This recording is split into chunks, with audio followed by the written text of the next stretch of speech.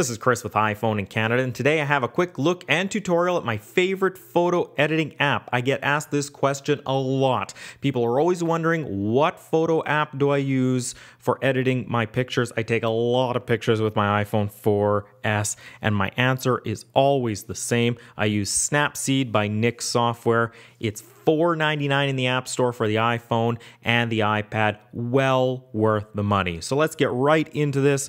When you launch the program, you are given this screen, and from here what you can do is you can hit open and you can go take a picture that you want to start editing, or you can choose one from your photo library. Let's choose one from your photo library. I take a lot of pictures of my son, so we'll choose one of those to edit. Let's scroll all the way to the bottom and we'll choose this one.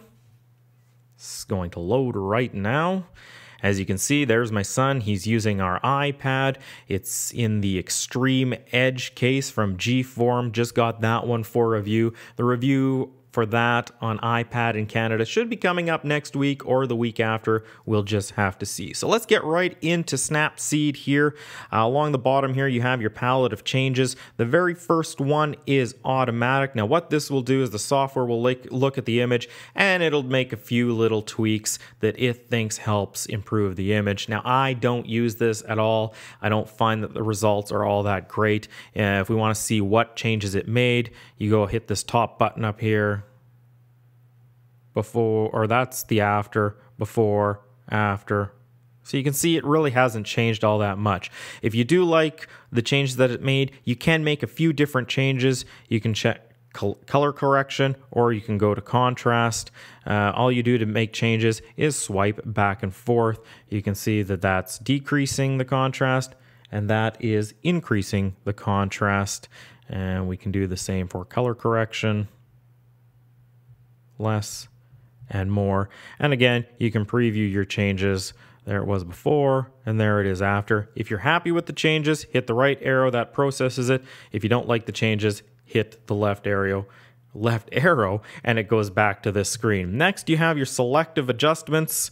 This one's pretty powerful. What you do is you tap on the plus button right here and then say, you know what, his face looks a little bright, so I want to make an edit there. We'll go tap on his face right there, and that brings up a little blue dot. Now by pinching and zooming, I can change the radius of how much I'm going to be changing, and I can also move that blue dot around. Brings up, okay, you know, I'm going to change it around the eye area. So right there. So in the selective adjustments, you can do brightness, you can do contrast, you can do saturation. So his face is a little bit bright, so we're going to bring down the brightness for that.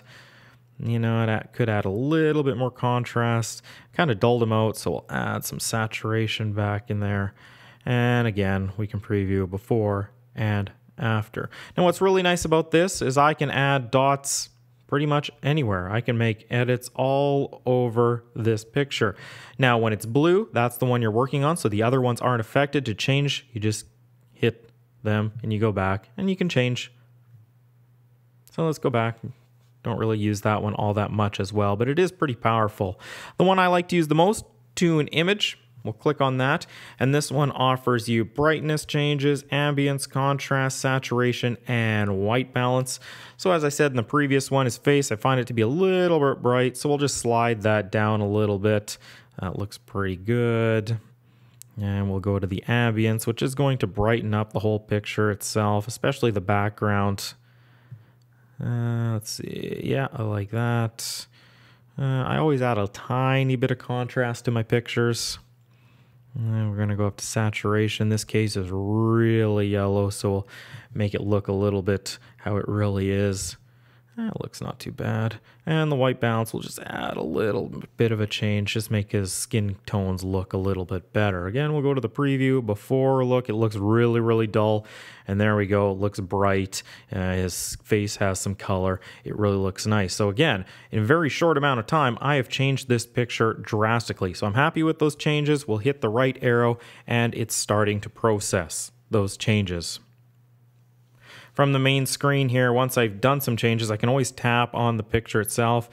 There's what it looks like now. There's what it looks like before. So you can see, again, it's made a lot of changes in a very short amount of time. The picture already looks better.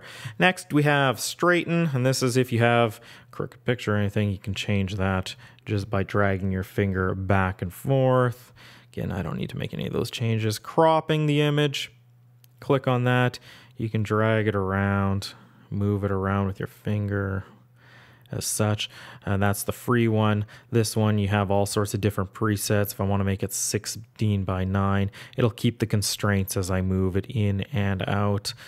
For this one, let's go 3 by 2. What I want to do here with this picture is I want to kind of crop out his knee at the bottom, but I want to keep the case there. That looks not too bad. We'll hit the preview. Yeah, that looks pretty good. So we'll process that. After cropping, we have detail. What this is going to allow you to do is add sharpening to the picture again, swiping left and right, less and more sharpening. I find that when I do the sharpening, you can't really tell what it's done to the picture, but it is there. I'd suggest maybe not doing much sharpening, up to maybe about 10. And that's because if you do decide to print the picture, if you're adding a ton of sharpening, it really makes the picture look bad when you print it. So we'll keep that. We'll process it. The next 4 are going to be your overall look, color, and effect of the picture. You've got your black and white. That's pretty straightforward. Change the brightness. You can change the contrast, and you can add grain. So just like in film pictures, like a little grainy picture, old-time pictures. Again, if you don't like it, go back. You've got your vintage look.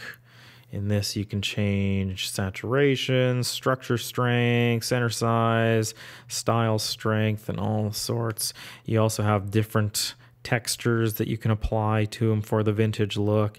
You can scroll through some properties right here. It's not really changing the picture all that much, but you can see you got that kind of vintage look to the picture. Next, we're going to take a look at drama. Now, this is one that I do add a lot to. I really like how it makes the picture pop and really look nice, in my opinion. This one, the filter strength is set at 90. I rarely use that. That's a lot, as you can see there.